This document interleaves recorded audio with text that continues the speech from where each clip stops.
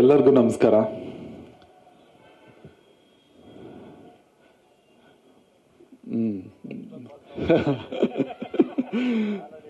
ಇಲ್ಲ, ಸಿದ್ದರಾಮಯ್ಯ ಅವ್ರ ತರ, ನಮ್ಮ ಮುಖ್ಯಮಂತ್ರಿ ಸಿದ್ದರಾಮಯ್ಯ ಅವ್ರ ತರ ಅಷ್ಟೊಂದು ಪಾಸ್ ಅಭ್ಯಾಸ ನಾನು ನೋಡಿ ಪ್ರಾಕ್ಟೀಸ್ ಮಾಡ್ಕೊಂಡ್ ಬಂದೆ ಯಾವ ತರ ಭಾಷಣ ಮಾಡ್ಬೇಕು ಅಂತ.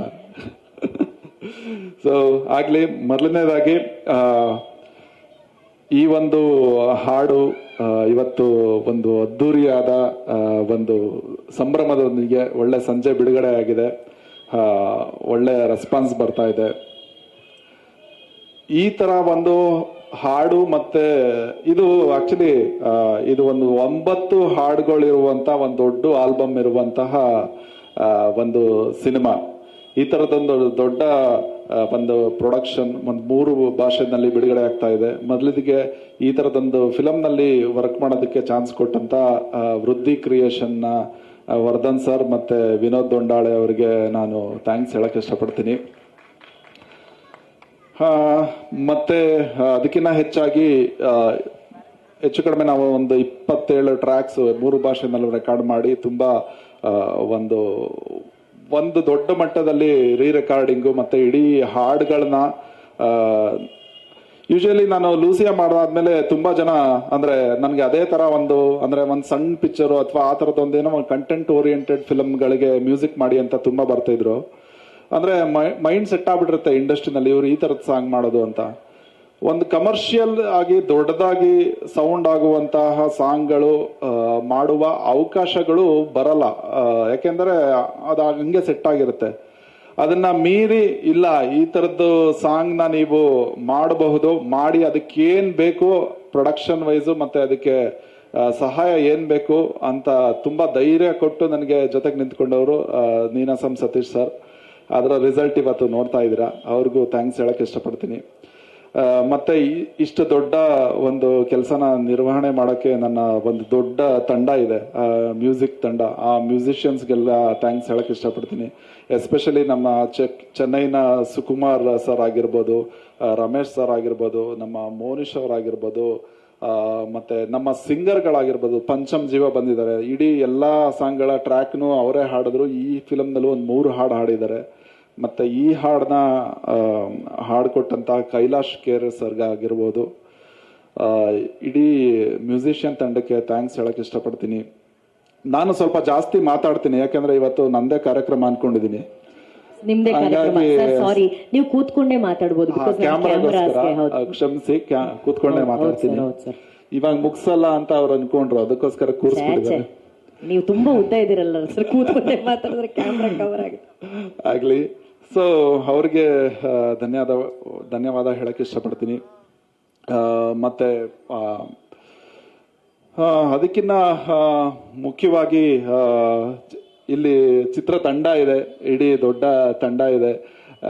ನಮ್ಮ ಸಪ್ತಮಿ ಗೌಡ ಅವರಿದ್ದಾರೆ. ಅವರು ಸಿನಿಮಾಗೆ ಲಾಸ್ಟ್ ಮಿನಿಟ್ ಅಲ್ಲಿ ಬಂದಿದ್ದವರು. ಇಡೀ ಸಿನಿಮಾ ಒಂದು ಶೂಟಿಂಗ್ ಎಲ್ಲ ಆಯ್ತು, ಆಮೇಲೆ ಅವ್ರು ಬಂದಿದ್ದು.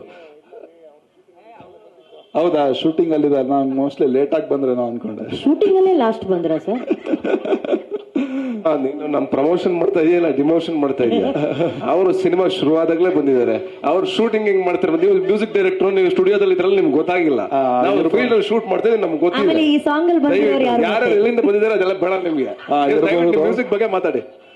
ಒಟ್ನಲ್ಲಿ ಅವ್ರು ಬಂದಿದ್ದು ಈಗ ಸ್ಟೇಜ್ಗೆ ಈಗ ಒಂದು ಹೂವು ಹಾಕಿ ಒಂದು ಅಲಂಕಾರ ಮಾಡಿದೀವಲ್ಲ, ಒಂದ್ ಕಳೆ ಬಂತಲ್ಲ, ಆತರ ನಮ್ ಫಿಲಮ್ಗೆ ಈ ತರ ಹೇಳಿ ಸಾಕು, ಇಷ್ಟ ಹೇಳಿ ಸಾಕು, ಚೆನ್ನಾಗಿದೆ. Okay, thank you. ಸೊ ಹಾಗೆ ಇಡೀ ಕಲಾವಿದರು ಮತ್ತೆ ನನ್ನ ಈ ಹಾಡಿಗೆ ಕೊರಿಯೋಗ್ರಫಿ ಮಾಡಿದಂತಹ ಸಂತು ಮಾಸ್ಟ್ರು ಎಲ್ಲರಿಗೂ ಧನ್ಯವಾದ ಹೇಳಕ್ ಇಷ್ಟಪಡ್ತೀನಿ. ಎಲ್ರಿಗೂ ಸೇರಿಸಿ ಒಟ್ಟಿಗೆ ಬಿಡಿ, ಪೂರ್ಣ ನೀವು ಒಬ್ಬೊಬ್ಬರಿಗೆ ಬಿಡಿ.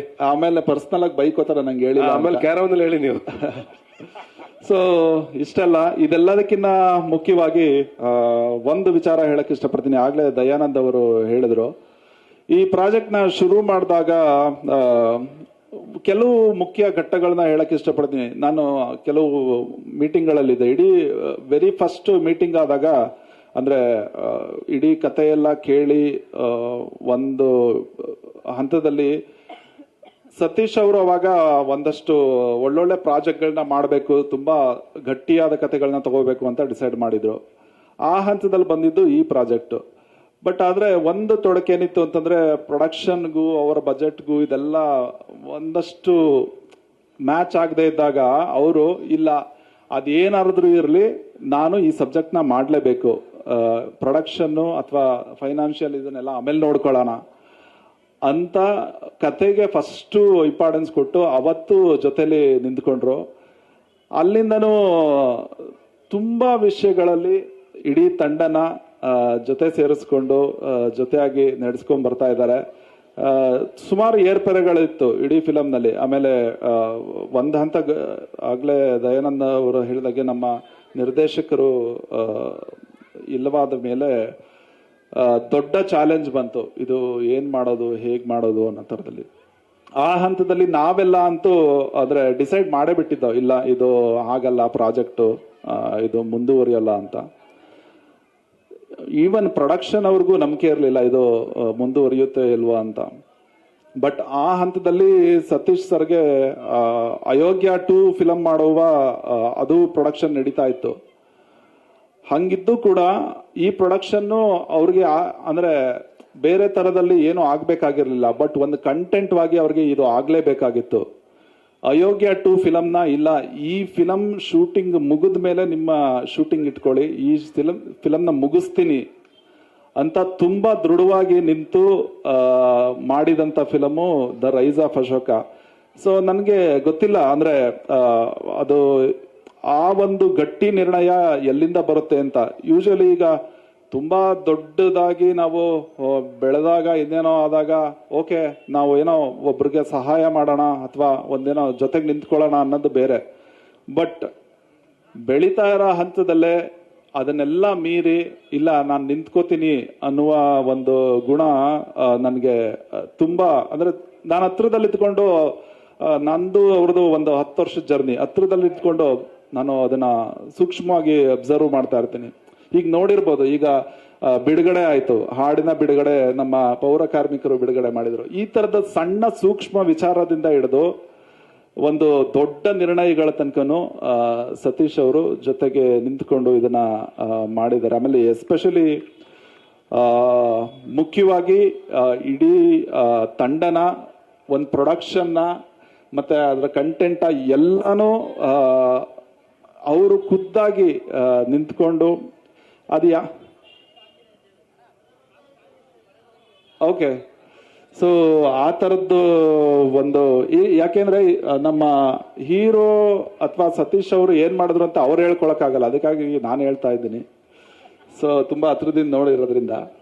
ಸೊ ಹಾಗಾಗಿ ಈ ಒಂದು ದೊಡ್ಡ ಪ್ರಾಜೆಕ್ಟ್ ನ ಕ್ರೆಡಿಟ್ ನ ಅವ್ರಿಗೆ ಕೊಡಕ್ ಇಷ್ಟಪಡ್ತೀನಿ. ಮತ್ತೆ ಇದ್ರ ಜೊತೆಗೆ ನಿಂತಿರುವಂತ ನಮ್ಮ ವರ್ಧನ್ ಸರ್ಗೆ ಕೊಡಕ್ ಇಷ್ಟಪಡ್ತೀನಿ. ಇನ್ನು ಹಾಡುಗಳು ಎಷ್ಟಿದೆ? 9 ಹಾಡುಗಳಿದೆ. ಮೊದಲನೇ ಹಾಡು ಬಿಡುಗಡೆ ಆಗಿದೆ. ನಮ್ಮ ಹಾಡುಗಳ ಬಗ್ಗೆ ನಾವೇನು ಮಾತಾಡೋದು, ಜನ ಮಾತಾಡ್ಕೊಳ್ಳಿ, ನಾನೇನು ಮಾತಾಡಲ್ಲ ಕರೆಕ್ಟ್ ಅಷ್ಟೇ.